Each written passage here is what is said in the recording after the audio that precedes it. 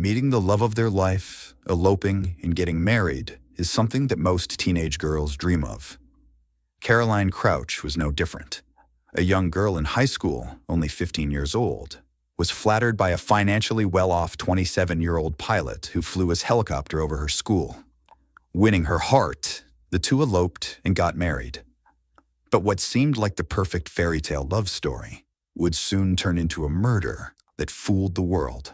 On Tuesday, May 11th, 2021, at 4:30 a.m., a man named Haralambos Anopoulos, also known as Babis, was horrifically awakened from bed. At the time of the incident, he had rented a 2-story maisonette in the suburbs of Glika, an area located on the outskirts of Athens, Greece. Babis didn't have much time to retaliate, as 3 men concealing their identity with hoods scuffled and overpowered him. They were armed with pistols and wasted no time in tying up Babis, and afterwards went on to blindfold him with duct tape. He couldn't do much, as the intruders then went after his wife, a 19-year-old girl named Caroline Krunchka. This entire incident woke up their 11-month-old daughter, who was sleeping nearby. The intruders, with Greek and Albanian accents, repeatedly asked where the money was. Caroline didn't know that what appeared to be a robbery would turn into her own murder. Caroline Crouch was born to the retired engineer David Crouch and Susan Della Costa on July 12, 2001, in Athens. When she was just 8 years old, the family relocated to the island of Alanissos, the place where she had grown up. They moved because both David and Susan had fallen in love with the coastal surroundings. From a very young age, Caroline embraced her beachside life. She was passionate about both scuba diving and swimming. She had met her future husband Babis during a Good Friday parade in 2017. At the time, Babis was a commercial helicopter pilot, and Caroline was only 15 years of age. 3 years later, both of them got married in Portugal on July 15, 2019. A few days prior to her murder, Babis and Caroline had purchased a plot of land. Both Babis and Caroline had plans to build their dream house on the land for themselves and their infant daughter. To facilitate purchasing the land, Caroline had gotten 50,000 euros as a gift from her parents. As for the construction costs, the couple had around 10,000 euros hidden away in their house. The public in Greece at the time didn't rely much on banks, as they were at continuous risk of facing bankruptcy. In light of such circumstances, it was common for the general public to have cash stashed away in their house, as it was deemed a safer option. Caroline probably had a similar perspective for storing cash, and by no means would have anticipated what would happen on May 11th. A cry for help. Both Babis and Caroline, alongside their daughter, were tormented with fear as the intruders asked about the end. In an attempt to end the abyss that had befallen them, Babis told them exactly where the money was hidden, a location that's deemed rather unconventional. The intruders opened the Monopoly board game box and took all the money Babis and Caroline had stashed away for their dream house. But they didn't leave.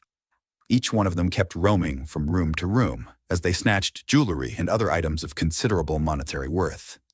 The looters wanted more, but Babis and Caroline had given up all they had and, in a desperation and fear, begged for their lives and that of their daughter. Babis could hear the screams of his wife as the intruders held a firearm against the 11-month-old infant. Although blindfolded, he fought continuously against the restraints. However, the rope around his neck was tightened to the extent that he kept fainting in and out of consciousness. He eventually fainted and then regained his senses after a while. Once conscious, he discovered that the men had left the house. At the moment, the only thing he could hear were the painful cries of his infant daughter. In about 30 minutes or so, Babis was able to get close to his mobile phone and dial emergency services using his nose. As soon as the call connected, Babis cried out for help, asking emergency services to send an ambulance and give them his location. Given that he had duct tape around his mouth, the entire call was filled with muffled words. The operator on the other end asked Babis to explain what happened, but "robbers came in" was all he could say. An hour and a half had gone by since the intruders had broken into Babis and Caroline's residence. First responders arrived at the scene around 6 a.m. As they raced up the front steps to enter the house, what they saw can only be defined as horrific. Inside, the living space and kitchen had been completely destroyed. The drawers were open and empty, with clothing and other belongings scattered across the entire space. Among them was an open Monopoly box, the same box in which Babis and Caroline had hidden the money. First responders also found a security cam on the living room couch. It appeared as if it had been ripped off the walls. While the camera was lying on the couch, its memory card was missing. From the staircase hung the corpse of a white and brown husky puppy who had been strangled with her own leash. Babis was found on the floor of the main bedroom. His eyes and mouth were covered in duct tape that reached his neck, and restraints kept his hands and feet behind his back. On the bed, lying face down, was Caroline Crouch. Their infant daughter was beside her, crying and clapping as she pushed her mother in an attempt to wake her up. Caroline is declared dead. Their daughter, while in evident distress, appeared to be unharmed. First responders, however, were quick to observe Caroline's pale skin and determined that she was murdered. Babis went into visible shock when he was freed from his restraints and saw the corpse of his wife, the woman he'd been in love with for the past 5 years. The officers were quick to ensure the safety of the infant and began to interrogate Babis. Based on his side of the story and the state of the crime scene, the presence of 4 men was determined. Police officers concluded that 3 men had entered the house while the 4th kept watch. They interpreted the entire sequence of events up to the murder and escape as follows. 1. Intruders approached the house through a dirt road that led to its rear entrance. 2. They failed to break in through the rear door and then removed security pins off a basement window to enter the house. 3. After entering the maisonette, they murdered Roxy, the family's 7-month-old husky. The murder weapon, her own leash. 4. The 3 men then entered the main bedroom where Babis and Caroline were asleep. 5. Then they damaged the house and took the money out of the Monopoly box. 6. Before leaving, they murdered Caroline by smothering her with a pillow. 7. Since Babis was drifting in and out of consciousness, the intruders may have assumed he died and left believing that they had left no witnesses behind. As far as Caroline's death is concerned, it was revealed that it was not an instant experience. The 20-year-old female suffered an attack that lasted for around 6 minutes. Bruises across her body showed signs of retaliation, and those on her lips and tongue hinted at the possibility of sharp objects being used.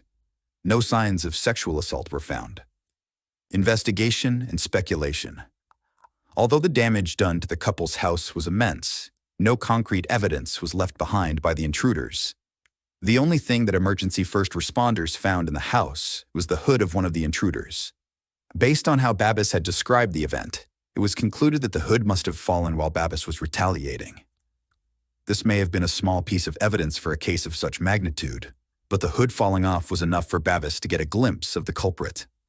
A sketch depicting an overweight, dark-skinned, tall individual was created based on the details Babis shared. Despite being disoriented, Babis was able to identify 2 firearms that were used as well. According to him, the intruders had a black pistol and a silver Colt. Details of the investigation revealed that intruders were able to escape with 10,000 euros in cash and jewelry worth 20,000 euros. In addition, police concluded that this was an act of professional criminals who had observed the family and waited for the right moment to strike. Furthermore, a police spokesperson had stated it was brutal and violent, and went on to categorize it as an act of someone with a lack of emotions and a strong antisocial personality. Numerous speculations soon followed, as details of the investigation provided more and more insight into the murder. A key trail of thought in everyone's mind was that if money was the motive, why was murder necessary? Some other speculations put forth the claims such as, the intruders were high on drugs and could not control their actions, or maybe Caroline saw or knew them. Caroline resisted and fought back given that she was a black belt kickboxer and intruders had to silence her to keep her under control. Alarms being raised as Caroline may have started to scream when her 11-month-old daughter had a gun against her temple. While all of this was mere speculation, the investigators were certain about one thing. The attack was premeditated. The reason for such an assumption was that the intruders knew the couple had money hidden in the house. Based on this assumption, the police questioned Babis and Caroline's inner circle. They believed that the gang had been given a tip. Alongside these interrogations, Security cam footage from homes and businesses in close proximity was also examined. In the footage, the police identified a dark-colored vehicle, followed by a motorcycle that was cruising around the couple's house on the morning of the murder. Caroline Crouch is laid to rest. Caroline Crouch was laid to rest 3 days after the murder. Her burial site was the Greek island of Alonissos, the same place her parents had fallen in love with, and the same place where she grew up. Bavis paid tribute to his wife and said he was lucky that he had met Caroline, very lucky that she loved him, and even more lucky that she was the mother of his daughter. He went on to say that their daughter would grow up not remembering her mother. Bavis added that Caroline was the joy of life and will always be near him through their daughter. While Caroline was being laid to rest, a car was pulled over in northeast Greece as a routine stop. Inside was a 36-year-old Georgian national male, Georgi Haradishvili, en route to the Bulgarian border. He had handed over his passport, but it was soon identified as a fake. Who was this man? And how is this related to Caroline's murder? This man was soon identified as Georgi Haradishvili, a violent criminal who had multiple prior convictions. He was wanted for 12 break-ins that were committed all over Athens over the past 6 months. What painted him as the likely culprit was the fact that 3 of these crimes were committed around Bavis and Caroline's neighborhood.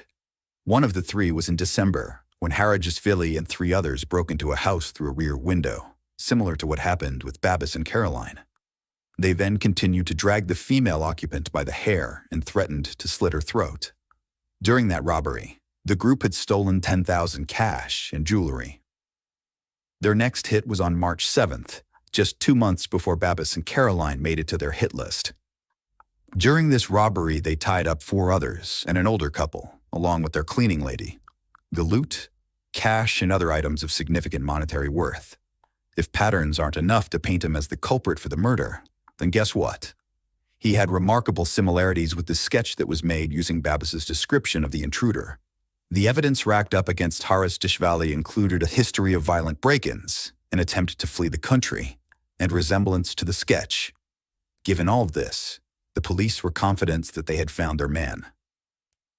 Haradishvili was arrested and interrogated for 4 days, during which physical means of getting answers were also used. He was repeatedly questioned about getting to the location, entering the house, and killing Caroline. The physical means used to get answers left him concussed. However, he kept his stance and stated that he'd never heard of Caroline Crouch. The evidence police had against him had come up dry. Haradishvili wasn't their man after all, and was cleared of any involvement in the murder. As a consequence, 3 police officers were demoted from the Athens homicide squad. Continuing the investigation, the police set their sights on a local Albanian organized crime group. Initially, they had a list of 100 people that was later narrowed down to 10. These 10 were individuals who were on a list of criminals known as the Red List. Mugshots of each one were shown to Bavis, but the police didn't reveal any other details. The case was taking longer than usual to solve, and the public was beginning to lose patience, given that crimes based on race had increased. The information on Caroline's case were so scarce that even a huge monetary reward went unclaimed. Residents of Athens by now were living in fear, not knowing who would be the next victim. Media reports from the time cited experts saying that this was not an ordinary case, and if it was, it would have been solved. Some investigation details that were revealed stated that there was no DNA or fingerprints. Caroline's family were obviously grateful for the continued pursuit of justice. Bavis told journalists that he wishes that what was happening to him would never happen to anyone else. He backed police efforts and continued to front the media, all to keep Caroline's case alive. Bavis was even active on social media, answering questions and expressing gratitude for continued support. A breakthrough came on June 17th. 37 days after Caroline was brutally murdered, a small memorial service was being held for her on Alonissos. Those who had come to mourn noticed the detective at the ceremony. The investigators waited until the event had concluded and then began to approach Bavis discreetly, asking to be escorted to Athens. The detectives at the time had new information about the case and urged Bavis to come and identify the man. Bavis, not knowing what lay ahead, agreed. By this time, the investigators had followed up on quite a lot of leads and analyzed some key details the night on which Caroline was killed. These details didn't add up. Babis had told the police that the intruders broke in from the basement window, but that window was very small, and with the physique of the supposed killer Babis had described, it was not possible for that to have been the point of entry. Babis had also claimed that the house had been trashed by the intruders. However, the neighbors told the police that they didn't hear anything of the sort, and the sounds that night were of a couple's puppy crying in distress. No house being trashed, no calls for help, no crying infant. The house didn't have any fingerprints or DNA. To top it all, the question of why the intruders would tie up a male and fight a female was raised. Babis had also claimed that the intruders must have taken out the memory card for the living room security camera, but data from the camera revealed that the card was removed at 1:20 a.m., a few hours before the criminals had supposedly entered the house. Further details were that Caroline was wearing a smartwatch that monitored her pulse. Her pulse readings from 3:58 a.m. indicated she was asleep, but the ones at 4:05 a.m. were up by 50%, indicating severe physical and mental stress, and the readings at 4:11 a.m. indicated that her heart had stopped. This was before the time Babis had claimed the murder took place. Babis, on the other hand, had a fitness app on his smartphone. Data from the app revealed that he was moving around during the time in which he was supposed to be tied up. The police had also tried to reenact Babis dialing emergency services with his phone. However, no one was able to do that. Police investigations revealed that Caroline had attempted to book a hotel for herself and her daughter on the night she was killed. The text message sent to her friend also revealed that she was threatening to leave Babis. Back when Babis had met Caroline, he was on holiday in Alanissos. His mother had lived on the island and was a teacher at Caroline's school. Babis at the time was charismatic, clever, loved to take photos, and was well off financially. He gained Caroline's attention by flying a helicopter over her school. This was somewhat of a dream that most teenage girls have. But in Caroline's case, she was unaware that this dream would soon turn into a nightmare. She thought they were the perfect match and took her family into confidence, telling them she was happy. Babis proposed to Caroline a year and a half into their relationship. At the time of the proposal, Caroline was underage, but turned 18 3 days later. The couple exchanged vows and settled in Glycinera. In the initial years of their marriage, Caroline attended college in Athens, and Babis continued working as a pilot. Both of them were active on social media, sharing the happy life they were living. From their social media handles, the couple appeared to be in a joyful relationship filled with love and romance. The story in Caroline's diary belonged to completely different genres. In her diary, she often questioned her relationship with Babis. In the year 2019, she wrote about fighting with Babis and how serious the fight was. She had mentioned that she was planning on leaving and going to her sister, and that she was unsure if she could continue with him. Throughout the course of their marriage, Babis had become increasingly manipulative and somewhat of a control freak. This behavior was rooted back in their non-traditional wedding. When Babis and Caroline took vows, they abandoned the idea of having a traditional Greek wedding that would be filled with celebrations, family, and friends. Instead, they had eloped. What may have felt like a romantic gesture from the man of her dreams was indeed an attempt to isolate her. The isolation attempts continued when the couple returned home. Babis was the only one who put food on the table, and Caroline was just a university student without much money. Susan, Caroline's mother, would send some, but that too would be taken by Babis. In her diary, she had written, "I love Babis so much that I can't leave him, even though this relationship hurts me." Details of a tearful confrontation with her husband were also found in her diary. She had mentioned that she wanted to leave Babis, but given that she was pregnant, she couldn't. Caroline wrote, "I stayed with him so my daughter would not grow up without her two parents." Another entry dated July 2020 from her diary read, "Today my little one is a month old. It's also the day I told Babis I want to leave. I feel awful." The diary also had mentions of a house in Athens, located in Halandri. What started out as a fairy tale love story for Caroline had now turned into an abyss filled with pain, horror, despair. in a sense of being estranged, an abyss that she couldn't escape, one that would eventually consume her. Phone records hours before her murder also revealed argumentative and combative texts with Babis while the two were at home together, serving as a testament to how distant and dysfunctional the relationship had become. The investigators told Babis that he was the new suspect in the murder case. He was shown overwhelming and irrefutable evidence that revealed the inconsistencies with the details he had initially shared. He was interrogated for 8 hours before he broke down. Eventually, he began to confess, but the confession was one filled with fabrication. He told the police that he and Caroline started arguing on May 10th, the night before she was killed. Babis went on to say that the couple only fought over their daughter and that Caroline was determined to take her and leave. This had made Babis lose control, given that he claimed that the child was his whole life. Further details of the night from Babis were that Caroline had thrown the infant child in the cot and told him to leave the house.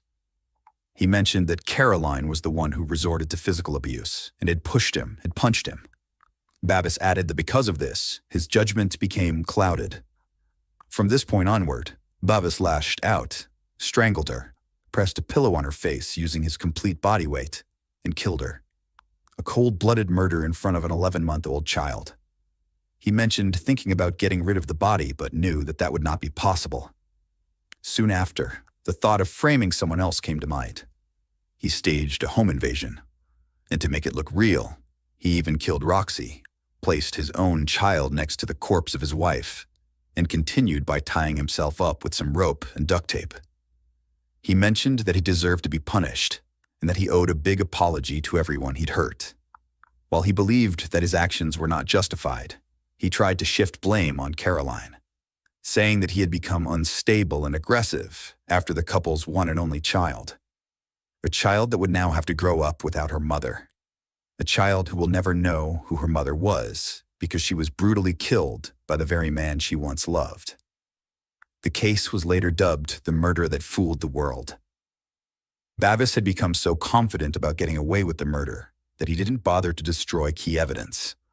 In May 2022, he was charged and found guilty of premeditated murder, preventing the course of justice, lying to authorities, and animal